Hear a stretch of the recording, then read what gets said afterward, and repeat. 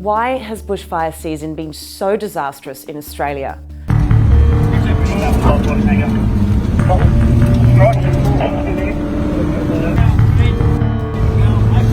Australia is no stranger to bushfires, but this season has come earlier than normal and been more severe than normal.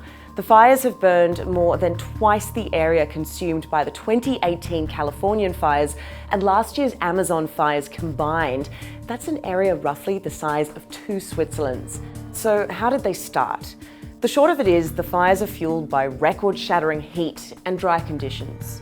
It's one thing to study this with the models that we use to project the future or to pore over data, but it's something quite different to actually be there and witness it with your own 2 eyes. Make no mistake about it, this is the impact of climate change.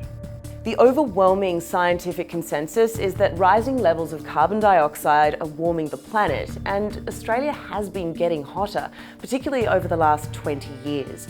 Scientists have warned that more extreme weather patterns and higher temperatures increase the risks of fires, allowing them to spread faster and wider.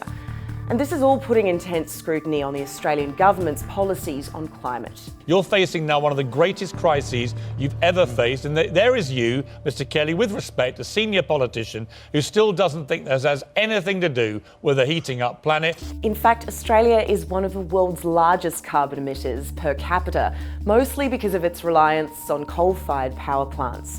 The coal industry pumps billions of dollars into the economy each year, and Prime Minister Scott Morrison has shown unwavering support for coal. This is coal. Don't be afraid. Don't be scared. The Treasurer knows the rule on crops. It's coal. What we will do is ensure that our policies remain sensible, that they don't move towards either extreme, and stay focused on what Australians need for a vibrant and viable economy, as well as a vibrant and sustainable environment. Australia has pledged to cut carbon emissions by 26% by 2030. But the country was criticised at a UN climate summit in Madrid last year for not doing enough to reach that target. Other countries were aghast that while Australia burns, our government went over there and argued against tougher emissions standards. With fires ripping through Australia, taking lives, flattening homes and destroying untold numbers of koalas and other wildlife, Australians are increasingly questioning whether the country's leadership has really got it right. How are you?